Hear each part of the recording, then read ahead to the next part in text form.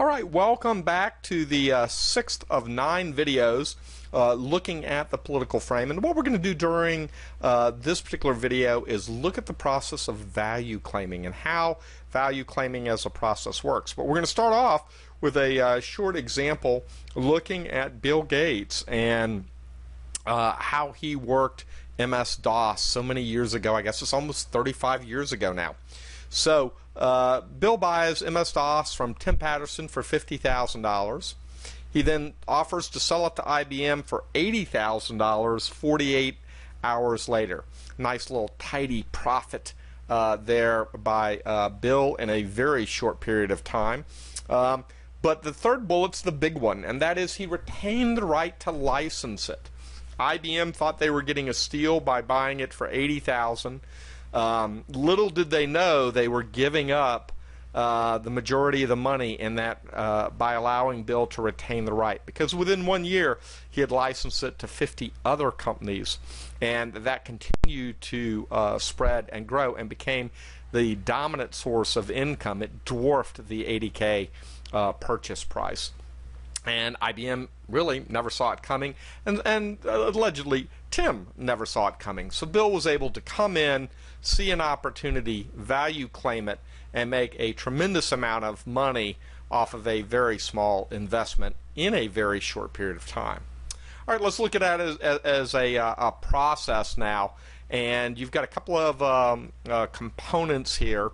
The first of which is that bargaining is a mixed motive game, and you need to realize that there are different motives involved in the game, and that process of bargaining consists of interdependent decisions. So you have to keep them all kind of stacked and racked and aligned as you're going forward.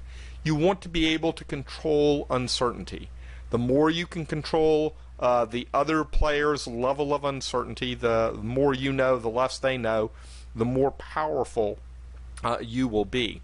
There's a judicious use of threats as you are doing this bargaining, and to making those threats credible is going to be crucial. If they're just viewed as air, then they're not going to have a lot of backing. If they're viewed as quite likely to occur, then they're going to be credible, and they're going to generate value and power.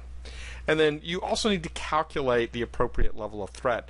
If every time you enter into negotiation it involves burning their houses and cars of player B, and then you never execute on that threat, then it's likely that you're going to have a challenge. Not that I endorse the burning of cars or houses, that's outrageous, but in the value claiming process, you need to calculate what's the appropriate threat. Can you be subtle? Can it be something light that's effective, or do you have to be a little more heavy-handed in your particular approach?